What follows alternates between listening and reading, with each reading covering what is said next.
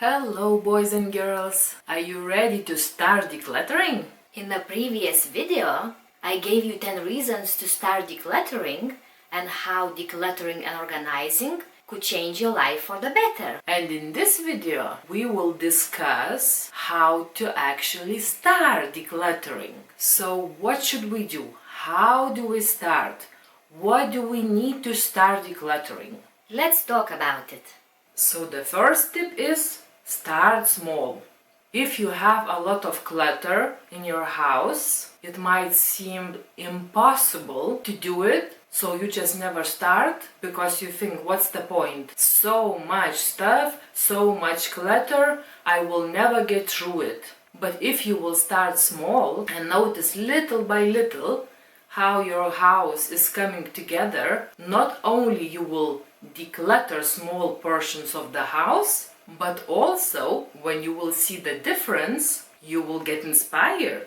As you go, you will notice that maybe you have more strength, more power to deal with bigger and bigger projects. But if you are the beginner, start small. For one thing, you will notice a little bit of the difference each time, and it will motivate you. There's the drawer decluttered and organized. There's the part of the wardrobe decluttered and organized. And later, there's the room organized, 2 rooms organized, and so on. So little by little, you will make big difference over time. So don't start with huge projects. And another tip, don't start with sentimental items or something that is really difficult for you to do. Documents and stuff like this. Because then you will stop as you will have questions. What documents to keep? What paperwork or documents should you get rid of? Maybe you need something for tax purposes. Questions start and you freeze and then you just stop. The same with sentimental items. Should you keep it? Should you let it go? The memories are attached to them. So it's better to leave these kinds of things for later. When you have more practice decluttering, you will be able to make decisions easier. Second step, define your goal. What do you want to achieve in this small decluttering session? Maybe the pile of clutter is always greeting you when you wake up, on your nightstand, on your TV stand. Maybe you want to start there, because then you will wake up in the morning and have a clean space in front of you. That affects your mental health a lot, I think. Maybe some of the clutter is in your way, let's say in your entryway. And each time you come in the door or go out of the door, it's just in your way and it's annoying you. Start there. And then little by little, this corner, that shelf, that drawer will make a big difference to your daily life. So now we know that we need to start small, and before each session of decluttering, it would be good to define your goal. What would you like to achieve?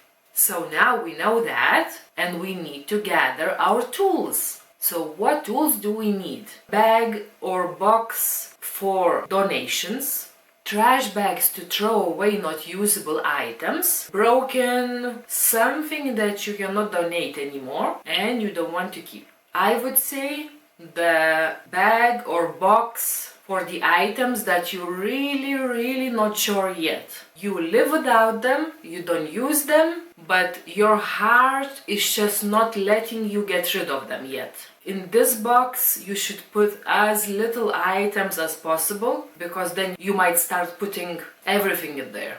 But it's good to make decisions. And I noticed, at least with me, that the first instinct is right. You see the item and inside you know to keep it or to throw it out or to donate it. But then we start thinking, I paid money for it, I did not use it enough, maybe I will need it in the future or something like this. So my advice would be, if you can, try to go with your first instinct. Just make a decision, make a decision. And as I was saying, if you really don't know what to do with the item, just put it in the box, decide later. So other tools that you might need. If you have, or you can get not too expensive, label maker. I labeled I don't know how many things in my house because it's very useful. Let's say especially if the boxes are a little bit up top and you cannot remember what you put in them. I labeled spare light bulbs, batteries, stuff for sewing, computer stuff. Some of it I just wrote on the box. But if you have label maker, you can swap items in the boxes, and just put another label on them. When you write it down on the box, you can of course, scratch it off and write again, but it's not very nice to look at. So label maker might be really useful. Depending on what type of person you are, maybe a timer would be useful for you. Let's say if you cannot bring yourself to start decluttering, you can say to yourself, I will work for, let's say, 15 minutes. And when 15 minutes pass, I am done. Maybe it will help you to start, because in any case, in 15 minutes, you're done. So if you're that type of person that you think the timer would be helpful for you, that's another tool to have. And you might find helpful to have cleaning supplies. If you clear out the space that was cluttered for a long time, it might be very dusty in there. So just have some cloth, spray, just use whatever is custom in your country, whatever you are used to do. Now we have the tools that we need, we start decluttering. Obviously there are many channels that are talking about decluttering, cleaning, organizing, but in my opinion, you can do actual decluttering in two ways. Either take everything out of the space, clean it a little bit or a lot, and put back only the things that you would like to have in that space, and then deal with the rest of it. What to donate, what to throw out. But just please, if you are doing it this way, still deal with that pile of stuff straight away. Because otherwise there is danger that it will be just moved from place to place and that's it. Don't get overtired. I was saying deal with the rest of the stuff straight away. But if you feel really exhausted, obviously you can take a break. But just don't put off months and months away. Within a day, 2, 3. And the second way is to make decisions at the same time as you are decluttering and put into the piles or boxes, bags straight away. Let's say I take something out that I don't use anymore and it's too, let's say, broken to donate. I straight away throw it into the trash bag. Or I take out and see that the item is still good.